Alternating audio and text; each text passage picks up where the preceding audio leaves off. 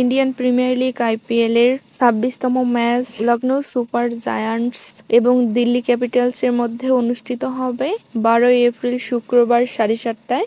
তো এই ম্যাচের প্রেডিকশন অনুযায়ী টসটা অবশ্যই ইফেক্টেবল। যারা প্রথমে বল করবে তারা 2% হলেও এগিয়ে থাকবে, জেতার সম্ভাবনা তাদের, এবং যারা ব্যাট প্রথমে করবে তাদের একটু সম্ভাবনা কম থাকবে। তবে ক্রিকেট ব্যাপারটাই আলাদা, এখানে যখন তখন যা কিছু হতে পারে। এখানে ভেন্যু অনুযায়ী বলা হয়েছে যারা প্রথমে ব্যাট করবে তাদের থেকে যারা প্রথমে বল করবে তারা একটু হলেও এগিয়ে থাকবে। আর আমরা যদি তাদের পয়েন্ট টেবিলের দিকে লক্ষ্য করি তাহলে 3 নম্বরে আছে লখনৌ সুপার জায়ান্টস। তারা ইতিমধ্যে 4টি ম্যাচ খেলেছে, 3টি ম্যাচে জয়লাভ করেছে, 1টি ম্যাচে হেরেছে। তাদের পয়েন্ট 6, তাদের রান রেট 0.775।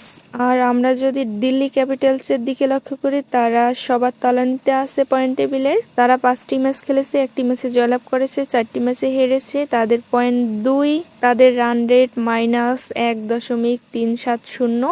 তো আপনারা আইপিএল এর কোন দলকে সাপোর্ট করেন তা অবশ্যই কমেন্টে জানাবেন।